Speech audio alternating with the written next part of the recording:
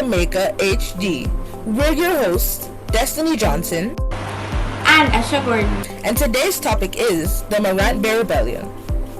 First up on the roster, we have the history of the Morant Bay Rebellion.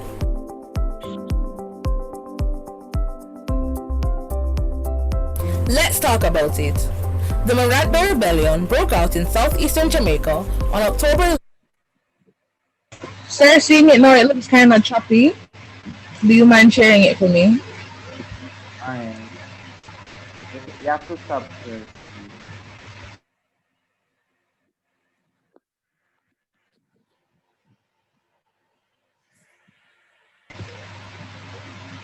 So could you repeat? I never heard. Oh, I said you will have to stop share, but you have just shared. Oh, okay. One.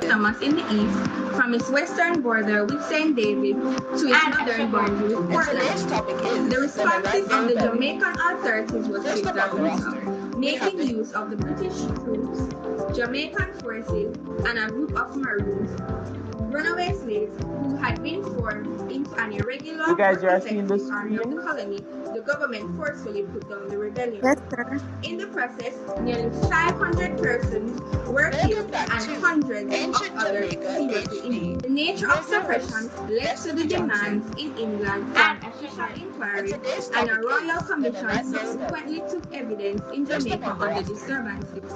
Its conclusions were critical of the governor, Edward John Iris, and of the severe repression in the wake of the rebellion. Sir, I can hear audio playing over the video. I'm not sure why.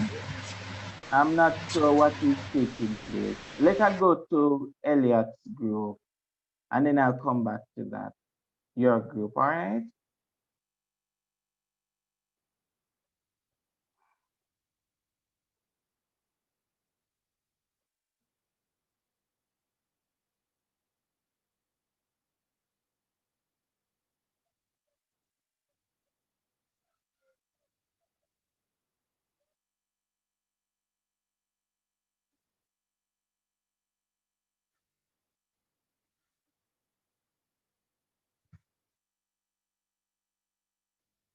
Speaker Constantine Vogel, Member of Parliament Mike Henry, Icky Crawford, Dr. Emily Morgan, sponsored by Lifespan Water, Food for the Poor, One Nation Together Peace Store, Reggae City Sports Bar and Lounge, Mega Mart. It's a class endorsed event. Big Stone says so.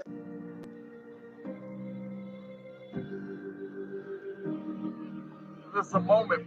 We got to keep pushing forward. We want change. We want justice.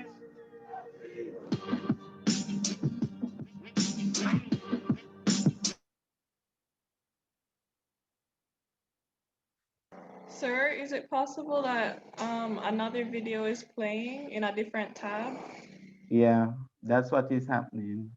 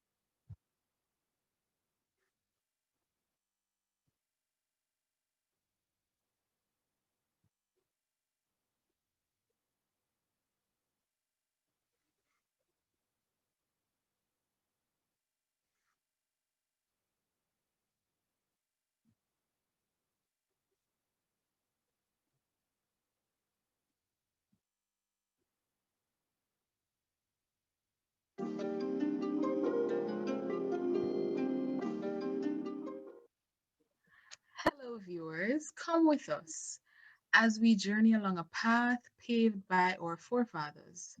Today, with the help of our special guests, we will zoom in on some special events that led to the style of governance we practice today.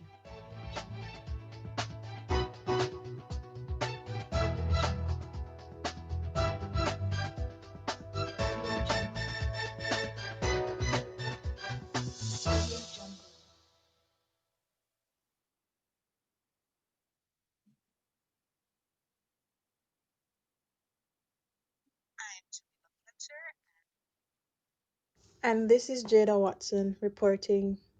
So, Deidre Jackson, a member of parliament, we have on the show today. She will share with us some information about lack of education during the 1930s. Miss Jackson, over to you. Thank you, Miss Fletcher. Good morning, everyone. Today I will be discussing lack of education as well as other amenities. Looking at the Caribbean in the 1930s, there was a very high rate of illiteracy. Um, Historians like Vereen Shepherd and Hilary Beckles would have discussed this in many articles, stating that Jamaica, Dominica, and Barbados had illiteracy rates, of 23.9%, 35%, and 7.3% respectively. Most of the population was uneducated, most of which were females, and as such, it barred them from getting jobs, especially in the post-emancipation era, which is what we're looking at now. So it led to much agitation in the Caribbean, calling for reforms in education so they could better their standard of living. Also, we can look at the level of disease that plagued the Caribbean at the time, which led to the riots. So we can look at diseases like hookworm, yaws, tuberculosis, venereal disease, malnutrition, and malaria. The general environment gave rise to a lot of diseases like the ones aforementioned. They also had leaking roofs, rotting floors, lack of light that encouraged the spread of tuberculosis, respiratory diseases, worm infections, jigger lesions, and the list goes on. Overcrowding was also a major concern in the 1930s. Overcrowding usually was accompanied by imperfect ventilation, lack of light, lack of air because the houses were so small and dilapidated. It's an important factor contributing to the high incidence of the aforementioned diseases, also, including leprosy. Housing conditions were also very terrible in the Caribbean. It made life in the West Indies quite unbearable in the 1930s. So, a historian called George Padmore would have also discussed this a lot in his article, The Daily Herald. So, he would have said, I entered wooden houses, little more than huge dark canals of men who were expected to live on 9 pence to 2 shillings a day wages. Families of six were living in one room, eating one poor meal a day, supplementing it with a few old coconuts blown off trees. So we can tell that the condition in the 1930s were very bad. So a lot of countries like Jamaica, Barbados, St. Kitts, St. Vincent, there were a lot of riots exploding during this time in the Caribbean, right? So this was a major factor which led to self independence by a lot of the Caribbean countries. And I guess our other guest speakers will elaborate on the other factors. Thank you. Thank you so much, Miss Jackson, for that. We now go on to our next special guest. With us today, we have Professor Elliott, lecturer of Caribbean Studies at a prominent high school in the Caribbean. She will share with us some information about an event known as the Great Depression, which took place during the 1930s. Miss Elliott, over to you. Thank you so much, Miss Fletcher and Miss Watson. It is a real honor to be a part of your program today.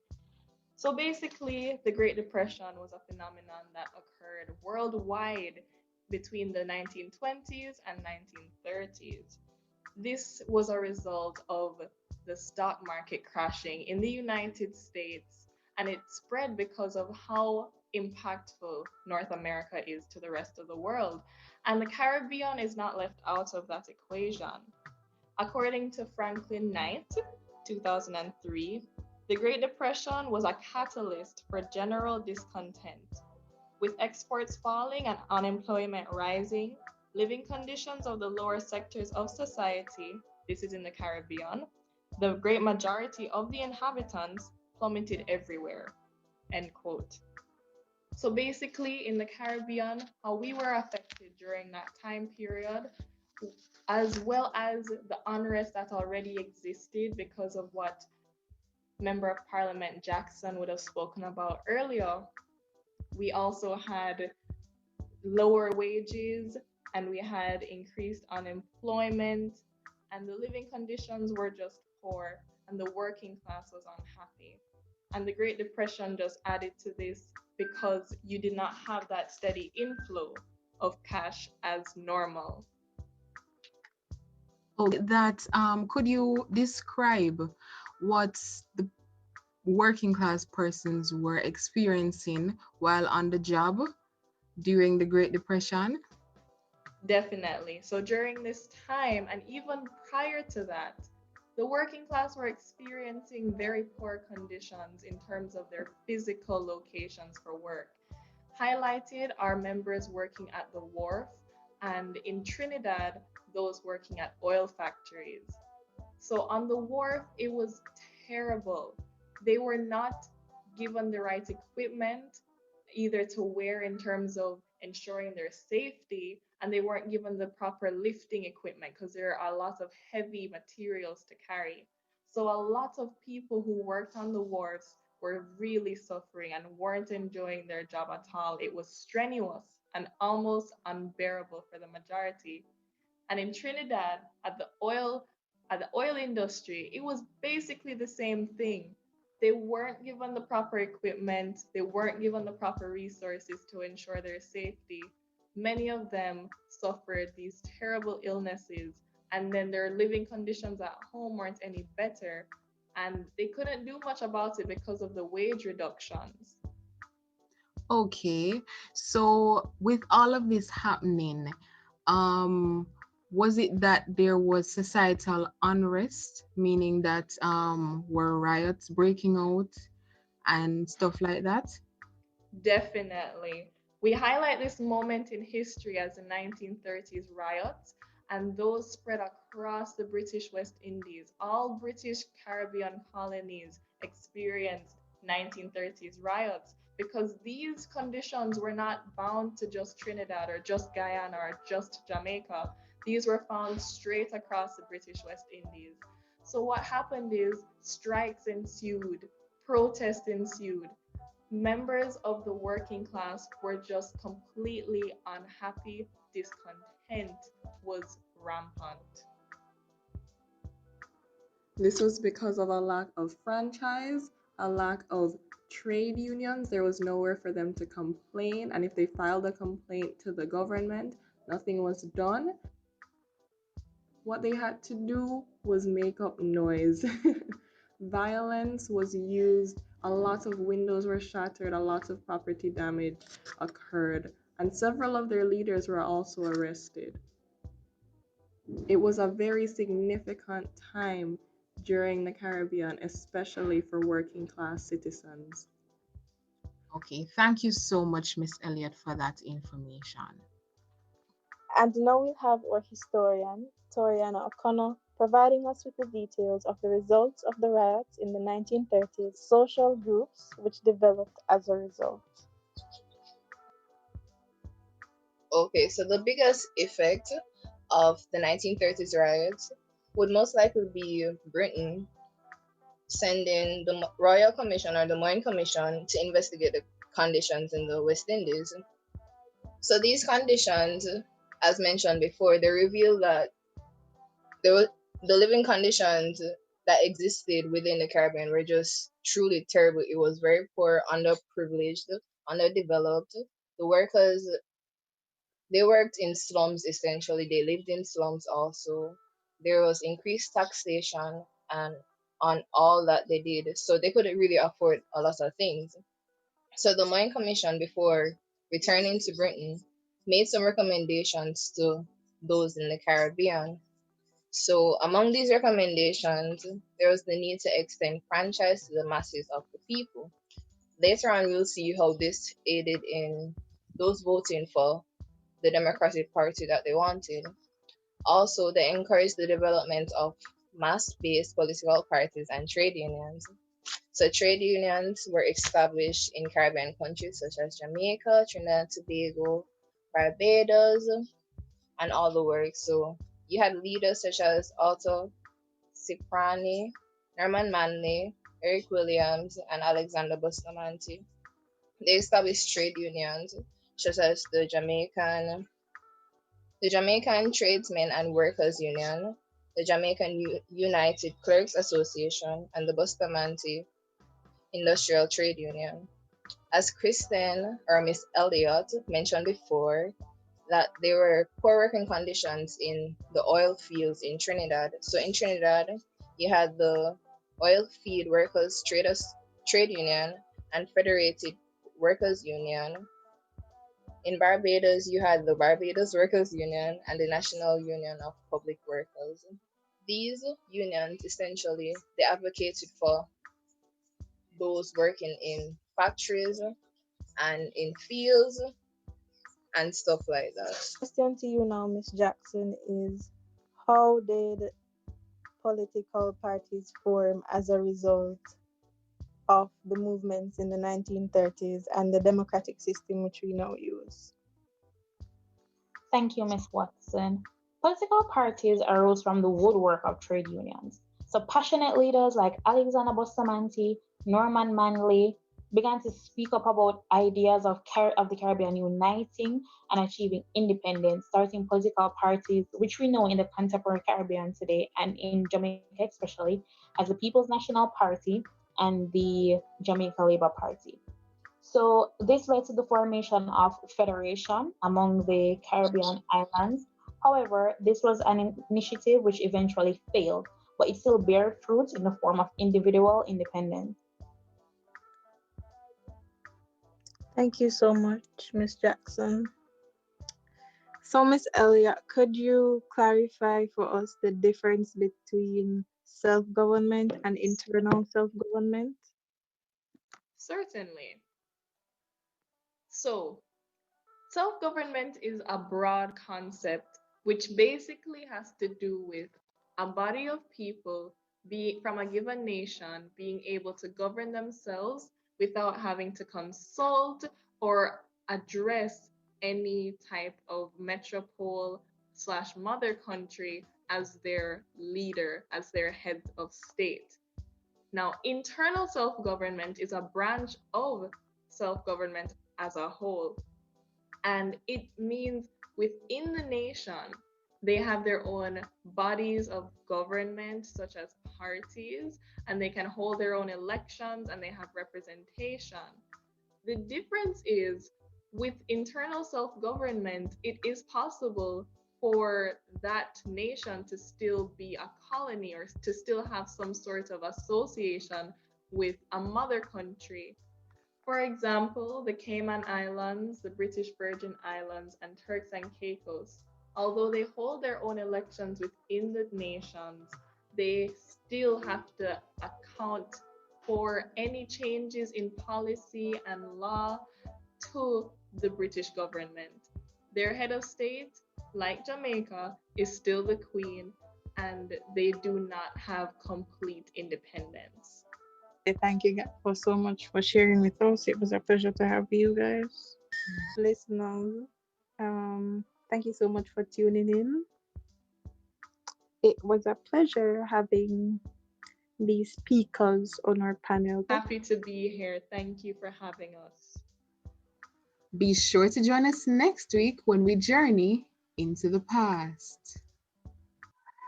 All right. Very good presentation, very comprehensive.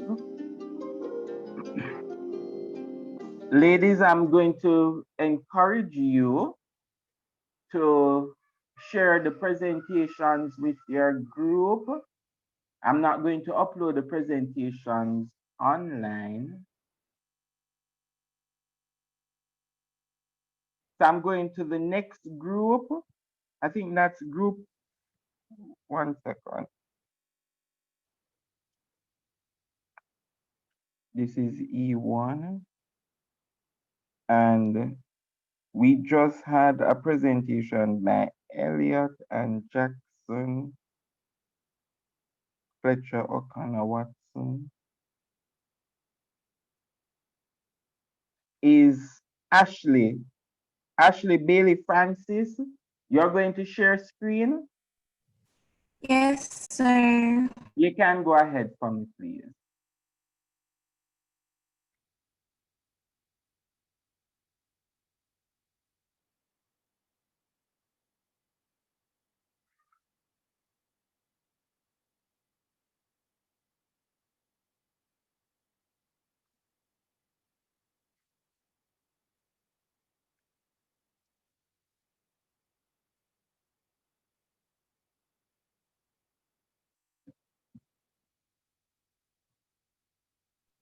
Sorry, I'm not hearing any sound.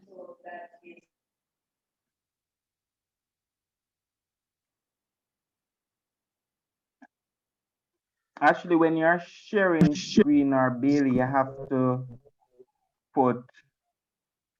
click the sound button, something like that.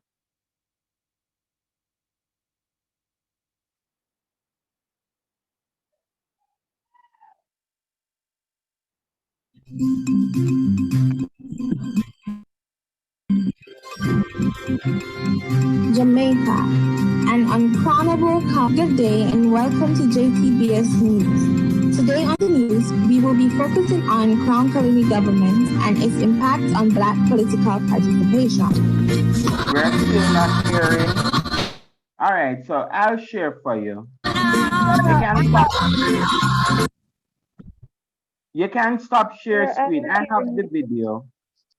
Sir, we're hearing. I'm not hearing. Oh, sorry, sir.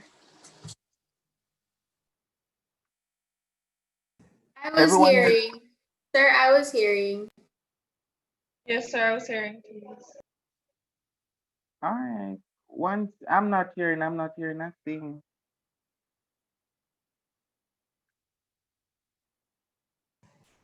Sir, what am I supposed to do? I should continue? No, man, just stop share screen. You would have sent it to me already, so I'll just share for you.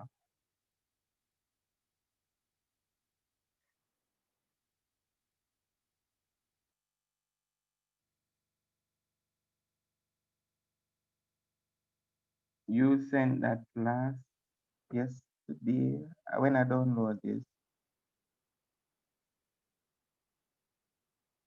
You sent your presentation, your group 5, correct? Yes, sir. I resent it.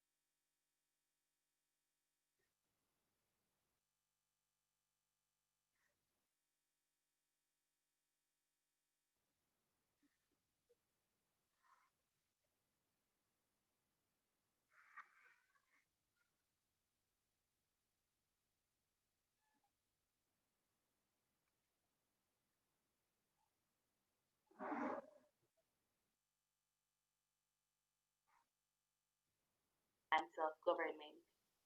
Now we will be discussing self-government and internal self-government. Self-government is the ability of a group or individual to exercise all necessary functions of regulation without the intervention from an external authority. Sir, that's not Internal it. self-government is when a country's government is run by the inhabitants but also So this has is the not the power to presentation that you sent to me just now. In Jamaica's case, Britain would be the external power. No, man, that's what you're in the email.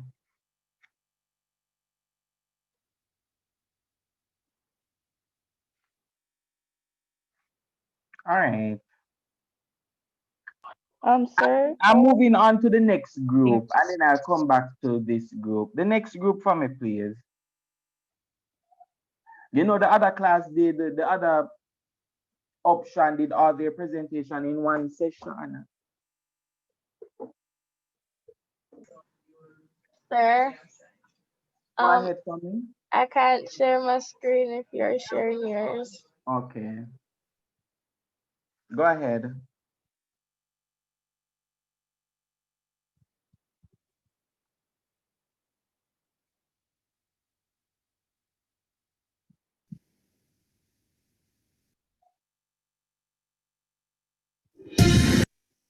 Welcome to the West Indian News Broadcast.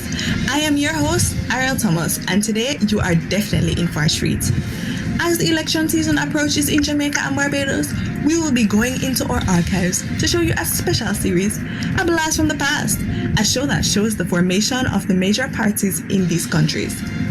For our young viewers out there, a political party is an organized group of people who have the same political positions and who field candidates for elections in an attempt to get them elected and thereby implement their agenda. Political parties are often described as institutionalized mediators between civil society and those who decide and implement decisions. As such, they enable their members and supporters' demands to be addressed in Parliament and in government. While a trade union is an association of workers in a particular trade, industry, or company created for the purpose of securing improvements in pay, benefits, working conditions, or social and political status through collective bargaining. The first party we'll be looking at today is the Barbados Labour Party. Despite slavery being abolished in 1838, the Society of Barbados was still plagued with the ramifications of that gruesome system. There was severe economic distress as unemployment and persistent poverty continued to grapple the masses of black and brown people. Those with employment opportunities were only fortunate to that extent, as they suffered under poor working conditions of decreased wages, no specified hours of work, a lack of overtime pay, and no rights to compensation for injuries acquired on the job. Moreover, racism and classism were still prominent as the white minority dominated the political field and exploited the inferior black majority. These appalling conditions transpired in the riots of 1937, causing much disturbances in usually peaceful Barbadian society. Significant change was necessary. This served as the catalyst for the formation of the Barbados Progressive League, which would later be called the Barbados Labour Party, on the 31st of March 1938 at the home of Mr. James Martin in Bay Street, St. Michael. At its inaugural meeting, Christy Brathwaite was elected chairman, while Grantley Adams, who would shortly thereafter become their appointed leader, was elected as vice chairman. Their sole purpose was to beget an effective change on the egregious state of living of Barbadians. This desire could clearly be seen in the objectives outlined in that first meeting, which included enabling Barbadians to participate in the democratic process, thereby providing them with political expression, fostering the social and economic development of the people, improving industrial relations, and providing leadership for the working class. Trade unions in the Caribbean were formed in response to these ongoing riots in the 1930s. They sought to ameliorate the substandard working conditions of the black and brown population and improve healthcare and education. They also laid the foundation for the emergence of many political parties across the region, as they shared similar ideology and concerns. This led to intricate relationship between trade unions and the political scene, as the fight for better working conditions and the movement for political change supported each other. Many of the leaders of these unions realized that in order to protect their activities and the rights of the workers, representation in government was necessary, and therefore they endeavored to have trade union leaders elected to office.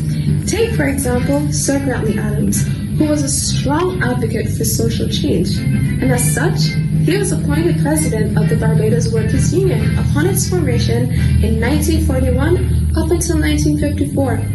To advance his effort in bringing about social change, the Barbados Labour Party and the Barbados Workers' Union therefore worked united to confront the challenges faced in effectuating the change in the social climate of Barbados. Next, we look at their opposition, the Democratic Labour Party in Barbados.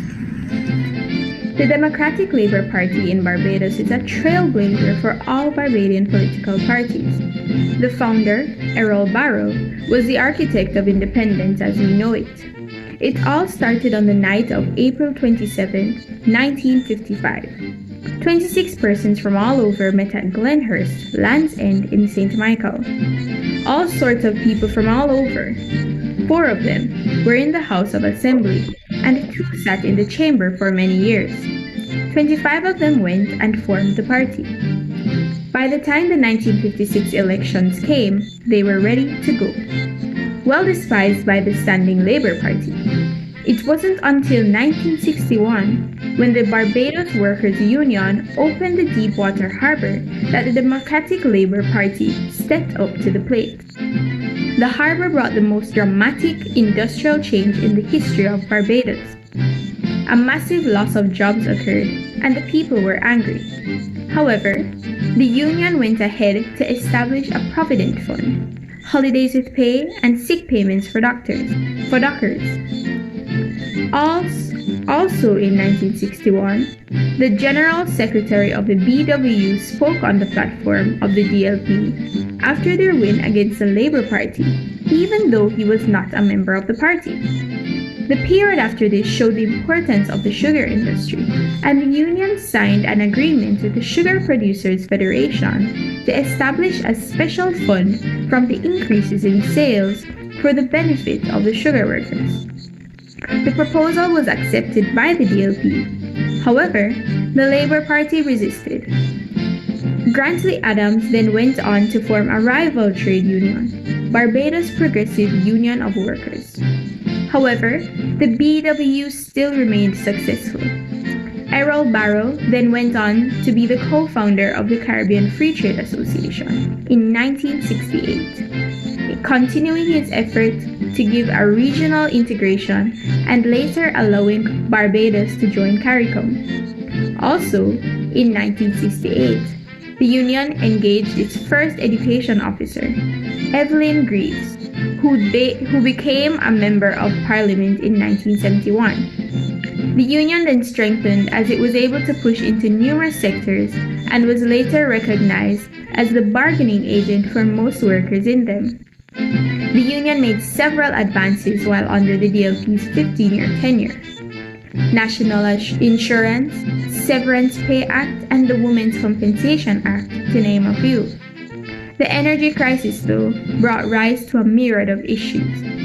The government adopted an anti-trade union policy to try and combat the economic effects, and policies of wage freezes. However, the effects were too strong, and a rapid increase in the cost of living forced the union to change its 3-year contracts to 2-year contracts. Also, to offset these effects, the government set a pattern of legislating salaries in the public sector, a practice still done today. The Democratic Labour Party finally lost the elections in 1976 after the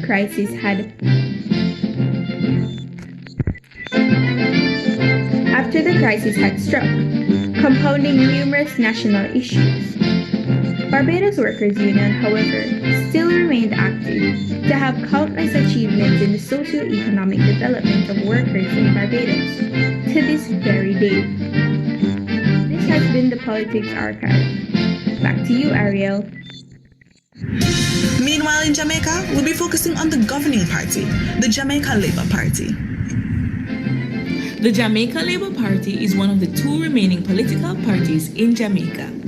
Its influence upon Jamaica is due primarily to the skillful leadership of William Alexander Clark, otherwise known as Alexander Bustamante.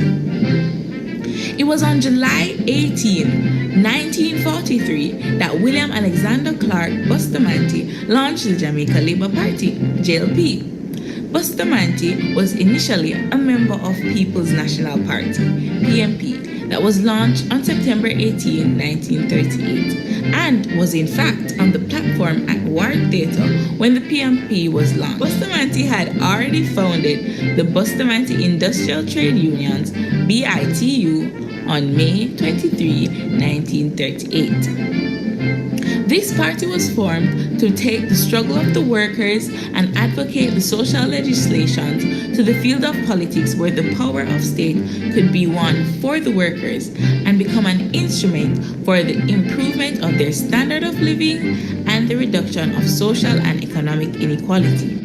In these times, because it was workers' rights that triggered the entire fight of self-government and political independence, it was recognized that the trade unions were very powerful. The BITU was known as the first blanket trade union in Jamaica, called Blanket as it covered all of Jamaica.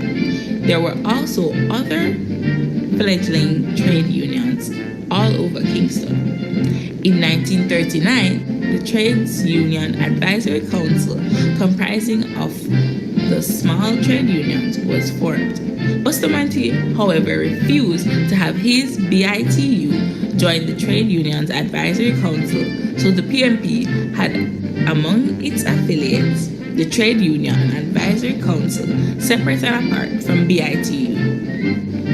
The Moyne Report, commissioned by the British government regarding labor riots of the 1930s, however, advocated sweeping political reforms. As a result, the masses, along with trade unions, could openly participate in the political process. This led to several black intellects organizing the first legitimate political party, the People's National Party, PNP, on September 18, 1938, led by Norman Manley, one of Jamaica's most eminent barristers. The PNP sought a political union in the middle and lower class. It relied on the charismatic and influential Bustamante to lead a trade union of workers as an auxiliary organization. By the end of June 1938, Bustamante launched his union, the Bustamante Industrial Trade Union, BITU. By the end of June 1938, Bustamante launched his union, the Bustamante Industrial Trade Union, BITU, from a merger of 5 others.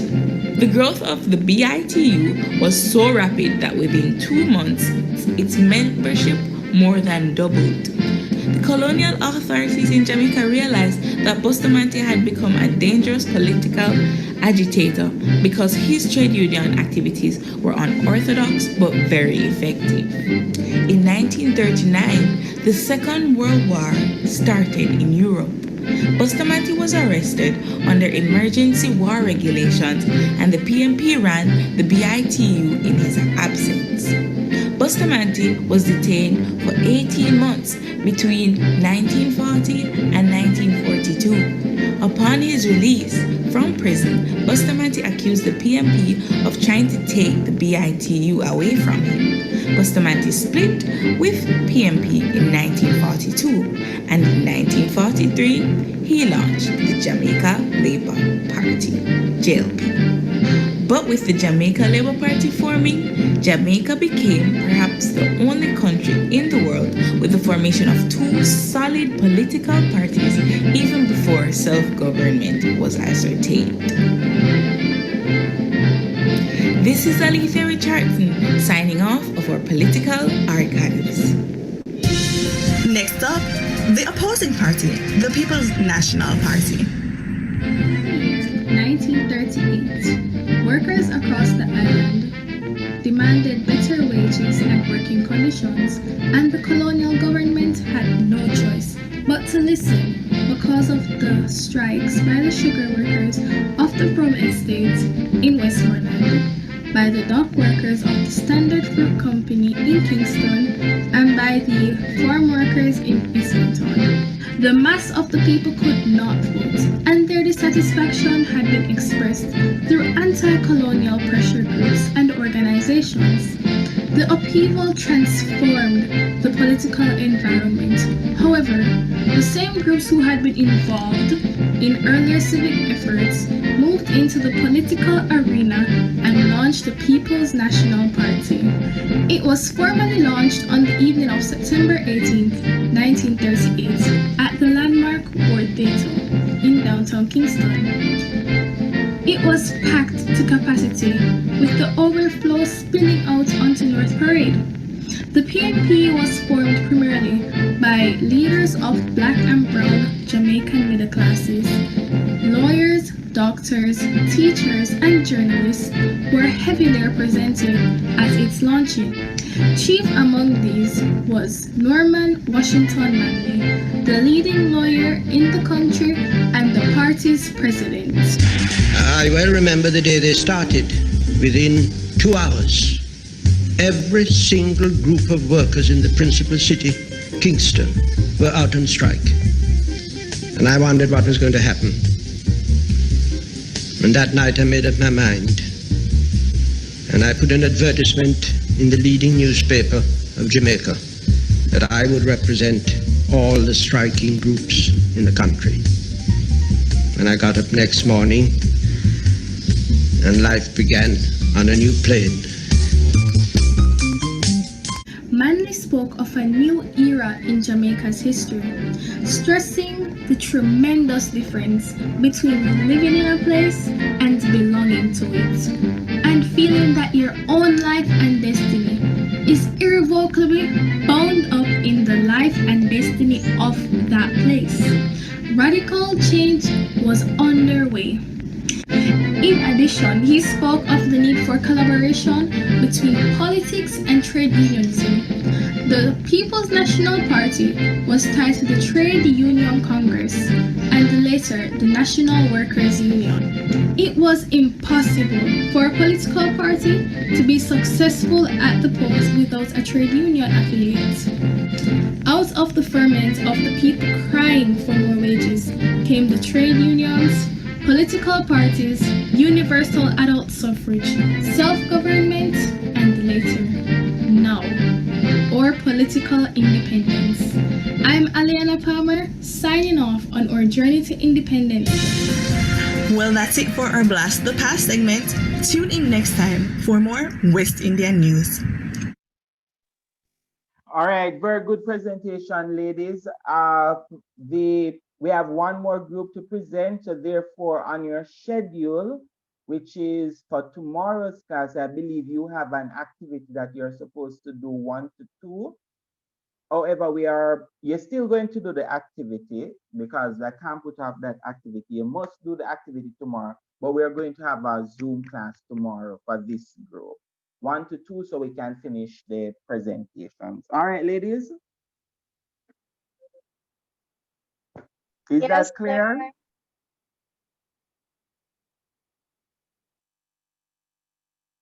So we meet tomorrow at 1 to 2, where we're going to finish the presentation and I will give my comments on the presentations.